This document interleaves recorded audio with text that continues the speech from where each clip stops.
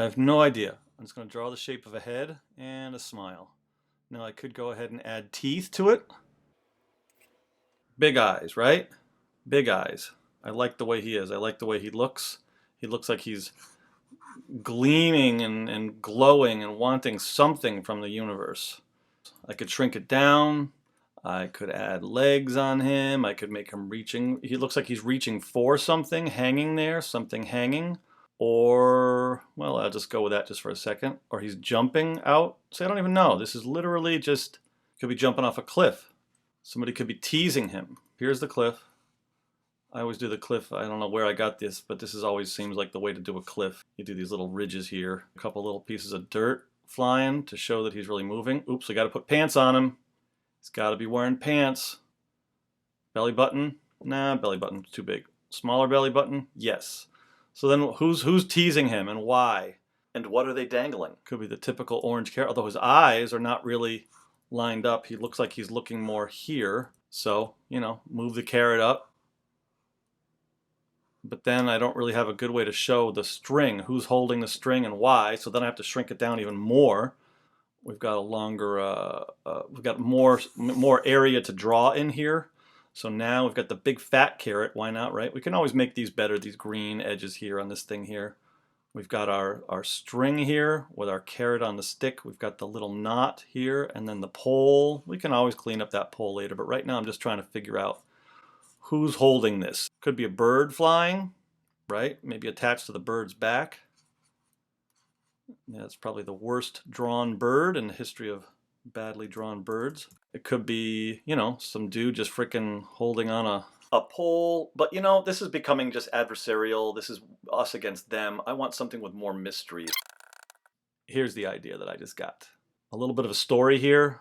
We've got our pole, but you guessed it.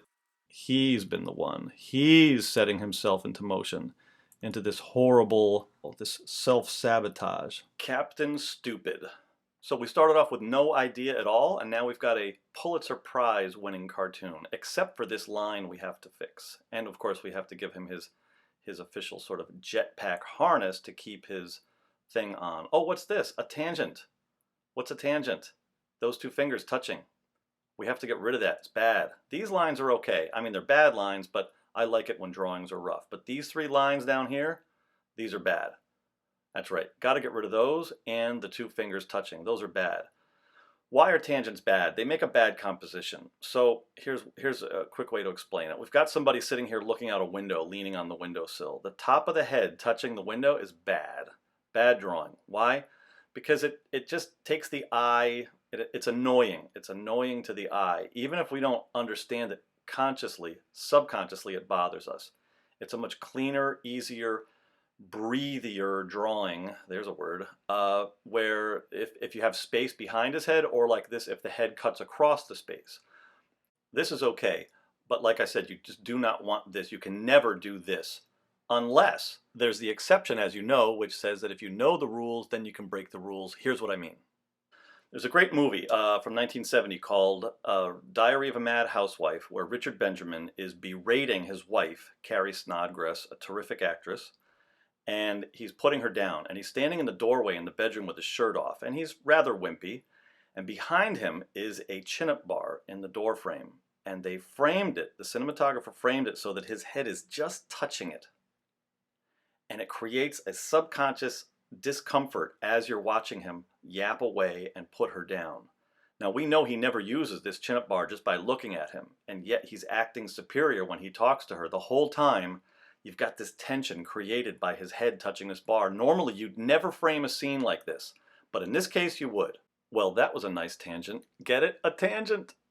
So we're going to get rid of these tangents now. We don't want these lines touching. They don't serve any purpose in this cartoon. So we get rid of them. Just erase them and make nice clean areas where there's no tangents. Now this arm here, what I do is redraw. I just keep redrawing until I find the arm that I like. I don't really fix the arms. I just blast them out until I find one. So he's on the left here. Let's move him. Let's move him over to the right because we've got the room and it creates more tension. Oh, something else.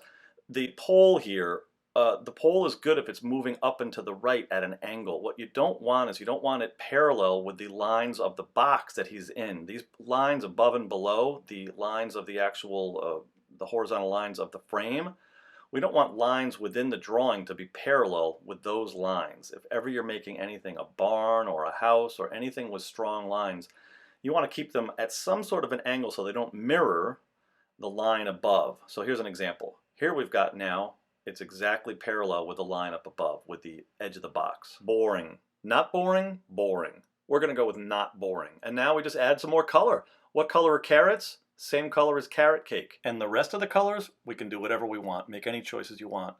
Well, this is terrific. You know, we saw that two characters in opposition are mildly interesting, but in the end, it's just us against them. But when you put the guy by himself, suddenly we've got a mystery. Why is he doing this? What's going on? Does he know he's doing this? Is he happy about doing this? Or does he have a secret crazy agenda that he's been hiding all along and now the truth is revealed as to what's really going on? Or is he a super rich guy that has like a golf course and he's crazy and he could do whatever he wants and he plays jump in the hole in one at the fourth hole? Could be. You're the artist. You decide. You create. You're the god. You make it happen. You can do this. It's your choices when you draw. Please click subscribe and leave a comment. I'd love to hear from you. Take care.